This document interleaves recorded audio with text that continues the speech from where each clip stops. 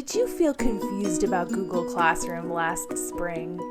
If so, you were not alone. I'm Paula Hayden, 6th grade English teacher at Armour, and I'm here to help you with 5 things you should know about Google Classroom, Parents Edition. Online learning is a challenge for all parties involved, but we are in this together. And as a team, we are going to make sure that kids get the best possible education that they can during this pandemic. As you probably know, we will be starting the year 100% online. And we will not move into phases 2 or 3 with hybrid and or in-person learning until it is deemed safe to do so. So Google Classroom is going to be an important part of success for this year, and I'm here to help you with it. I also want to make sure that everybody understands that we are using a regular AL grading policy moving forward. So in the spring, we adopted a hold harmless policy due to the very quick emergency nature of the online teaching that we had implemented. But moving forward, we are grading just like a regular school year at AL. And that goes for whenever we're online or in person or both. And now, without further ado, my top 5 tips for success with Google Classroom this year. Number 5, weekly summary. The weekly summary from Google Classroom is a great compilation of the highlights of your kids' activities from the week, and it comes straight to your inbox. Now, if I were you, I'd be thinking that I do not need more emails in my inbox. But I will say that this is the only way for parents to really get a glimpse into what is happening in Google Classroom, other than just having your kid log in and show you. So those summaries really are a helpful thing. And the good news is Google Classroom compiles all of the activity from all of the classes your kid is enrolled in. And so you only get 1 weekly email per kid. So that at least keeps it to a minimum. So when you see an email at the beginning of the school year from your kid's teacher, care of Google Classroom, we definitely recommend clicking that blue accept button to make sure that you'll get those weekly updates. Next, when you get that weekly summary email, it helps to know what to look for. At the top is really what I would focus on. At the top, you will see any missing assignments from the past week. Below that, you will see upcoming assignments that are due within the next week. And then finally, you get a summary of class activity. So basically, the assignments and announcements and things that the teacher has posted over the past week. So again, the missing assignments is probably where I would focus my attention when you get those summaries. And what I really like is these categories are for all of the classes. So under missing work, it should show you any missing assignments that your kid has in any of their classes. Number 4, missing assignments. If the Google Weekly Summary indicates that your child has missing assignments, but they swear up and down that they did the work, my recommendation would be to make sure that they clicked the blue turn in button inside of the assignment.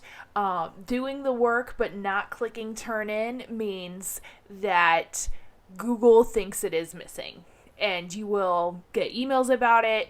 The teacher doesn't know that the student has finished the work, so it's really important that students, after they finish the work, they click the blue turn in button inside of the assignment. It's also good to remind your kids that they need to complete the work in the right place. Commenting on the assignment with your answers does not count as turning it in. Which brings me to number 3, turning in assignments.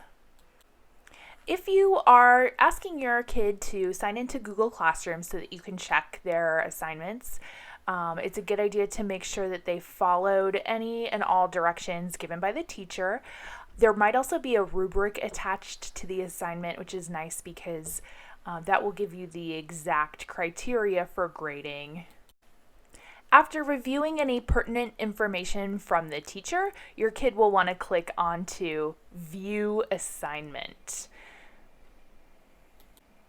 For most assignments, the teacher has attached some kind of file, usually a Google Doc, and the student needs to click where it says their name and the title of the assignment, and then fill in their answers in that file.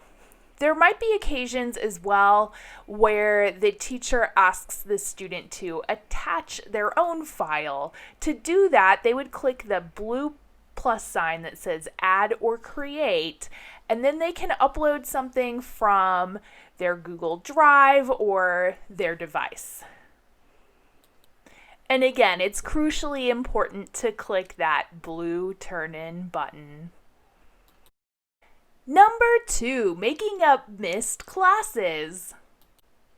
If your child ever misses all or part of a live Google Meet class, or even if they just want to receive that information again, class recordings are available in Google Classroom. They will need to log into Google Classroom, click on the appropriate class, click the classwork tab at the top, and then scroll down to the topic that is called class recordings, where the recording of each class will be posted with the date.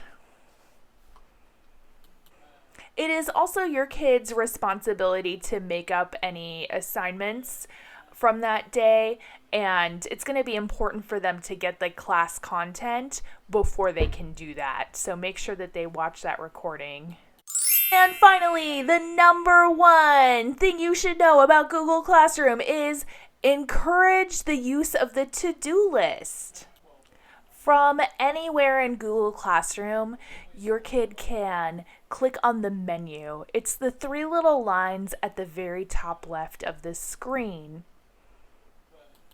The menu has 2 different tools that can be really useful for your kid when it comes to staying organized.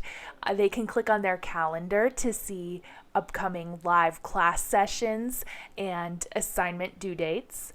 And I highly recommend that they click on the to-do list inside of the menu at least once a day.